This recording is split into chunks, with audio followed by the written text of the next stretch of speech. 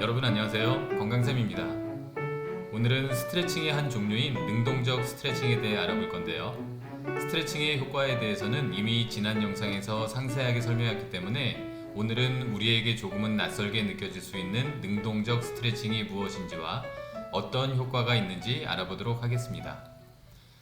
스트레칭은 관절을 일반적인 가동 범위 이상으로 굽히거나 펴주어 관절과 그 관절로 연결된 뼈에 붙은 근육과 건을 당겨줌으로써 해당 부위의 조직들을 정돈하고 자극하고 활성화시켜주는 동작인데요. 이를 통해 결과적으로 우리 몸의 유연성 강화, 운동 능력 향상, 부상 예방 등 다양한 효과를 얻는 게 주 목적입니다. 이 과정에서 해당 부위의 관절을 가동시키는 힘이 어디에서 비롯되었는지에 따라 능동적 스트레칭과 수동적 스트레칭으로 구분할 수 있습니다.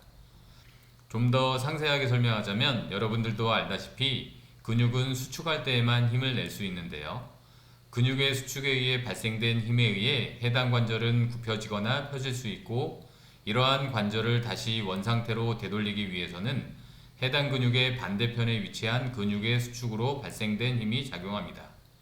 이처럼 우리 몸의 수많은 관절은 한쪽 근육의 수축에 의해 굽혀지고 그 힘으로 반대편 근육은 이완되며, 굽혀진 관절은 다시 반대편 근육의 수축에 의해 펴지는 동작이 반복되면서 다양한 움직임을 만들어낼 수 있습니다.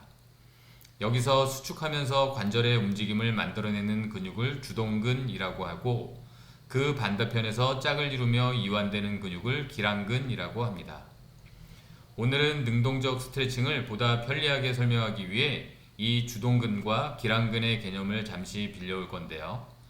우리가 운동을 할 때에는 바로 이 주동근이 거의 대부분의 역할을 하기 때문에 주로 주동근에만 신경을 집중하면 되는데요. 스트레칭을 할 때에는 반대입니다.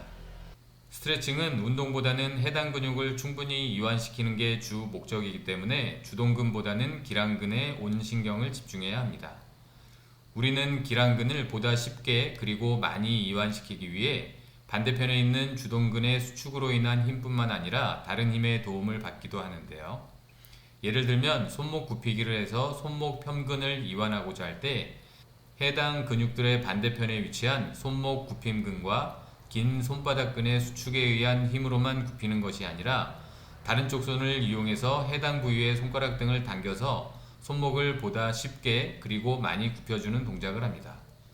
이처럼 스트레칭을 보다 손쉽게 하기 위해 반대편 손이나 신체 여러 부위 또는 다른 사람의 힘이나 중력, 몸의 반동 등을 이용하는 스트레칭을 수동적 스트레칭이라고 하며, 이와는 반대로 다른 힘을 배제하고 주동근에 수축되는 힘만으로 기랑근을 이완시키는 스트레칭을 능동적 스트레칭이라고 합니다.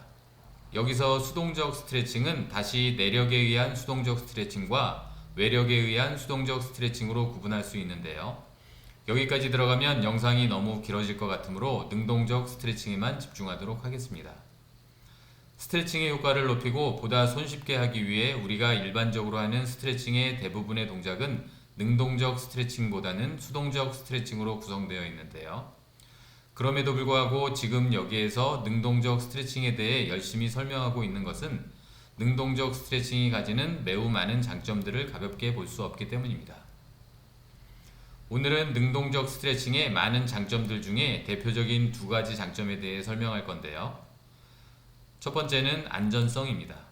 스트레칭은 관절을 극단적으로 굽히거나 펴줌으로써 관절로 연결된 뼈에 붙은 근육과 건 또한 극단적으로 이완된 상태를 유지하는 동작인데요. 이렇게 극단적인 상태로 인해 스트레칭 중에 통증이나 불편감을 느낄 수 있는 것입니다.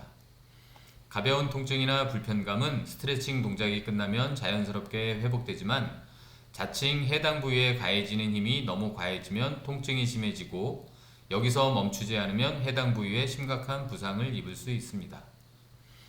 능동적 스트레칭은 해당 부위 주동근의 수축에 의한 힘만으로 기랑근을 이완하므로 과도한 힘이 작용될 가능성을 낮출 수 있고, 만약에 과도한 힘이 작용되었을 경우 그에 대한 신경반사 작용으로 기랑근이 순간적으로 수축되어 과도한 힘이 가해져 부상을 입는 것을 막을 수 있습니다. 하지만 수동적 스트레칭은 해당 부위가 아닌 다른 곳에서 힘이 가해지므로 그 힘의 강도를 조절하기가 쉽지 않습니다. 특히 외력에 의한 수동적 스트레칭은 해당 부위에 가해지는 힘의 강도를 본인 스스로 조절하기가 더욱 어렵기 때문에 부상의 위험이 훨씬 더 큽니다. 가끔 유연성을 강화한다는 이유로 다른 사람이 신체 부위를 강하게 누르거나 당기는 경우가 있는데요. 이러한 행동은 효과도 그다지 크지 않을 뿐만 아니라 부상의 위험을 감안한다면 가급적이면 안 하는 것이 좋습니다. 그리고 스트레칭 부위에 보다 강한 힘을 가하기 위해서 몸의 반동을 이용하는 경우도 있는데요. 이 또한 효과도 크지 않고 부상의 위험이 매우 크므로 하지 말아야 할 행동입니다. 능동적 스트레칭의 두 번째 장점은 주동근의 강화와 활성화인데요.